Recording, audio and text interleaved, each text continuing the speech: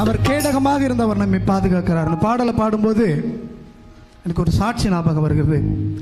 கிட்டத்தட்ட ஒரு 6 வருஷத்துக்கு முன்னாடி நான், என் மனைவி, என்னுடைய மகள் 4 பேரும் ஒரே பைக்கில், மகளை முன்னாடி வச்சுட்டு மீதி பேர் பின்னாடி உட்காந்து 4 பேரும் ஒரே பைக்கில் கொஞ்சம் ஓட்ட முடியாத சூழ்நிலையில் போயிட்டுருக்கோம்.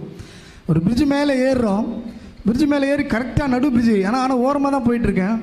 ஒரு பெரிய சவுண்டு, ஒரு பெரிய கார் வந்து செம்ம ஸ்பீடாக வந்து ஒரு சடன் பிரேக் அடித்தா எப்படி ஒரு பிரேக் அடிக்குமோ அப்படி ஒரு பிரேக் அடித்த சவுண்டு கேட்டுச்சு. என்னால் திரும்பி பார்க்க முடியல, ஏன்னா பின்னாடி 2 பேர் உட்காந்துக்கிறேன். இப்படி திரும்ப முடியாது, இப்படி திரும்ப முடியாது. சவுண்டு மட்டும் கேட்டுச்சு. கொஞ்ச நேரம் நான் வண்டி கொஞ்சம் ஓரம் நிறுத்திட்டு அப்புறம் போகிறேன். ஒரு கார் அதுக்கப்புறம் கொஞ்சம் ஸ்பீடாக போயிடுச்சு.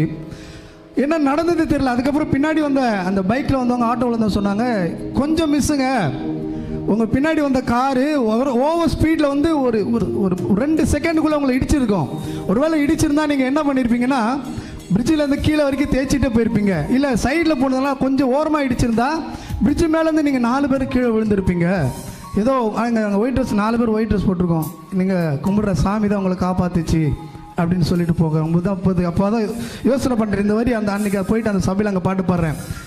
ஒன்றுக்கும் நான் கலங்காமல் சோத்தரிப்பேன், அறிவுக்கு எட்டா ஒரு பேர் அமைதி நம்மளை பாதுகாத்து கொண்டிருக்கு. பாருங்க, அங்கே என்ன நடந்தது தெரியல, அந்த கார்காரன் எப்படி வந்தான்னு தெரியல, அவன் எப்படி ஒதுங்கி போனான்னு தெரியல.